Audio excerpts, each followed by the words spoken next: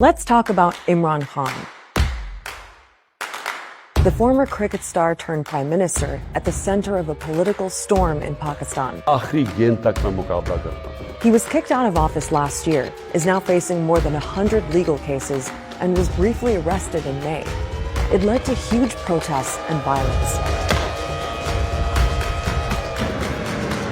Khan says he's the victim of a conspiracy to force him out of politics for good. What is happening right now is not because of me. People in Pakistan are really divided over Imran Khan.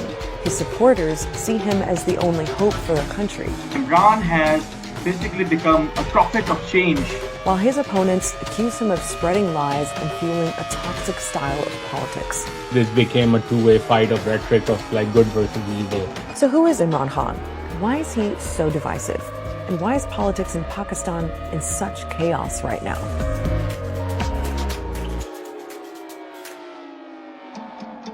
First off, let's run through Imran Khan's backstory.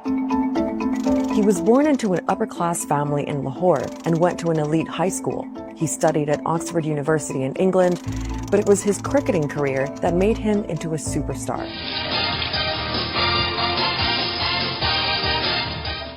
In 1992, he led Pakistan to his first and only World Cup victory, and then retired from the sport.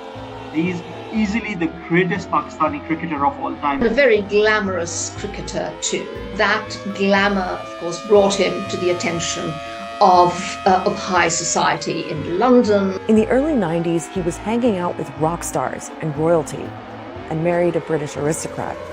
But he was also getting into charity work and raised money to open a cancer hospital in Lahore in memory of his late mother. Here's a cricketer, a public icon, trying to provide free cancer care in a country where this was not accessible for most people. And that then translated into a conversation he had about the role of corruption, improving governance, and then his entry into politics. In 1996, Imran Khan launched his own political party, Pakistan Tehreek-e-Insaf, which means Movement for Justice.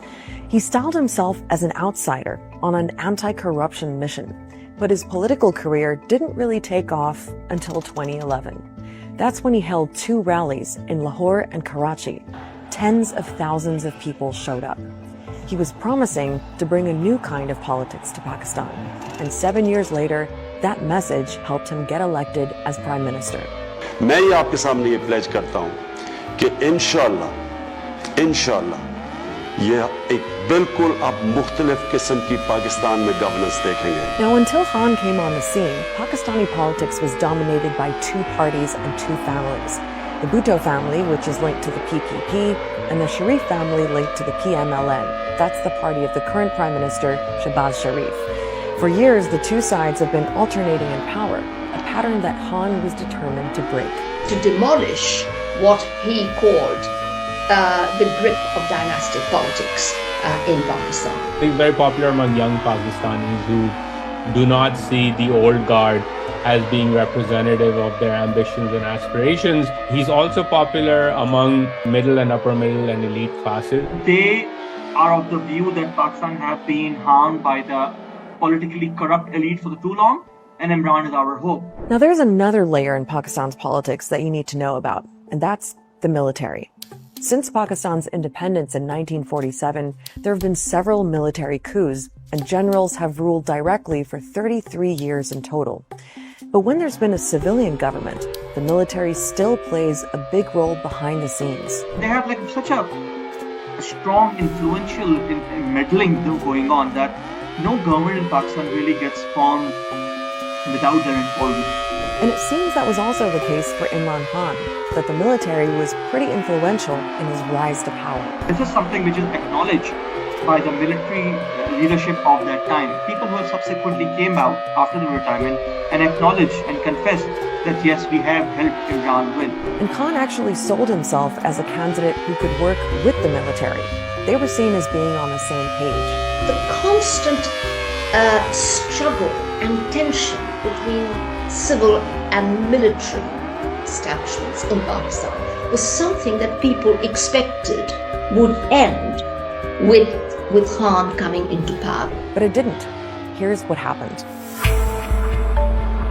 So it's 2018, and Imran Khan's just been elected prime minister. It was actually a pretty contentious election, and his political opponents accused him of fraud. But Khan was popular, and for a lot of people, it felt like a fresh start. Remember, his big thing was tackling corruption, something he said was at the root of most of Pakistan's problems. So he went on a massive anti-corruption drive. Many politicians and government officials were arrested. Khan's supporters approved, but his critics said it was one-sided and that he was only targeting his political opponents, though Khan denies that. Order in the house, please. Another criticism was that Khan's approach created a kind of vindictive and divisive political atmosphere. And he made compromise a bad word. You were all in with Khan or you were anti-Khan for whatever reason. That was the conversation. Khan brought with him an extremely divisive, and some would say hateful style of politics. Much of that reflected in the language that he used, haranguing his opponents and accusing them of being thieves and crooks. सिर्फ हम जिससे मुफाहमत कभी नहीं करेंगे वो लोग हैं जिन्होंने पाकिस्तान की अवाम का पैसा चोरी करके मुल्क से बाहर लेके गए. Now, the economy was a big issue when Khan was prime minister. He inherited a lot of problems, including a major debt crisis, and he had to deal with COVID too. But the bottom line was that living conditions for most Pakistanis didn't improve under Khan. Inflation soared and the value of the currency fell. As the economic stress mounted, people sort of began questioning, what this hope and change mantra was all about. And I think that began to then erode his popularity. Overall, your democratic, your human rights, these things were being impacted. Politicians were thrown in jail, things like that. But economy was also being impacted. And along with these things, Imran's relationship with the military also started fracturing. Now, it's hard to know exactly how Khan's relationship with the military broke down because this is behind-the-scenes kind of stuff. But strains developed after a couple of years with Khan as prime minister. It seems the military wasn't happy about the way things were looking. The economy was in bad shape. And on foreign policy, Khan seemed to be going his own way with a more anti-Western approach. There was a reported disagreement, too, over the intelligence chief. He was supposed to leave his job after 3 years, as per military policy, but Khan wanted him to stay. It was kind of a straw that, if not broke the camel's back, it really made things irreparable from that time onwards. It's always been a marriage of unequals. Every time a politician or a political party has allied itself with Pakistan's military, they always get hurt by it. By 2022, it seemed pretty clear that the military was pulling their support from Khan by standing back so the opposition parties could go after him. Those parties held a no-confidence vote in parliament. Khan lost, and Shehbaz Sharif replaced him as prime minister. So what's happened since then? Well, Imran Khan's been fighting back against what he says was a conspiracy to remove him from power. He used to claim, when he was being ousted or close to it, that there was an American conspiracy. Within a few months, Khan's tune had changed. It has moved from a conspiracy hatched abroad to a conspiracy hatched at home. He has also singled out the serving army chief as having some kind of personal grudge against him. He's held huge rallies all across Pakistan. At one of them, he was shot in the leg, and he says it was an assassination attempt. Now, Khan's been calling for a general election, and under the constitution, that has to happen by October at the latest. But Khan says his opponents are using a mountain of legal cases, more than 100, to try to exclude him from running. Every other day, there's some sort of case which comes up in a court appearance. They include all sorts of allegations, from corruption to terrorism, even attempt to murder. The military establishment, they're too scared for elections because they're scared I will win.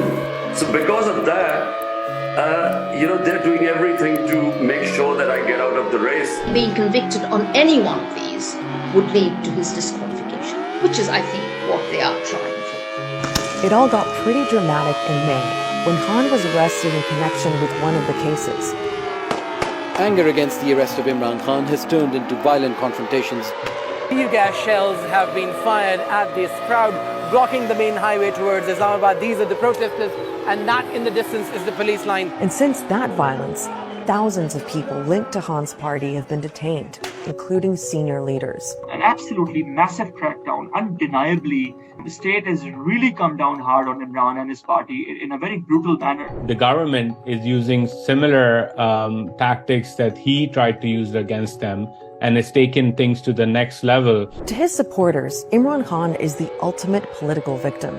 And everything that's happened in the last year or so has actually boosted his popularity. ये लोग जितना उसको दबा रहे हैं ना, अल्लाह उसको ऊपर ला रहा है, अल्लाह इज्जत दे रहा है उसको, अल्लाह लाने वाला है. जो खान साहब कहते हैं बिल्कुल सही है, हम तो अपने लीडर के साथ हैं. By all accounts, Imran Khan today is Pakistan's most popular politician. I think there is agreement that if elections were to be held tomorrow, he would win. So Imran Khan is as popular as he's ever been. And disillusionment with the current government of Shehbaz Sharif probably has something to do with that. There's a full-blown economic crisis. Pakistan is running out of foreign currency and could soon default on its debts if it can't secure more loans. And millions of people are still dealing with the aftermath of last year's floods that left a third of the country underwater. So while this brutal political fight is going on, there are so many other urgent problems stacking up. 4 million people just over a few months have fallen below the poverty line. And I don't think any segment of elite society, politically or institutionally in Pakistan, and that includes the military, has an answer to solving these problems. And that's the real tragedy here. Complete chaos happening. And it's easy to blame Imran Khan for it, or military for it, or this class or that class. And all of these allegations have partial merits. But ultimately, the people who are suffering are the people of Pakistan, the country as a whole.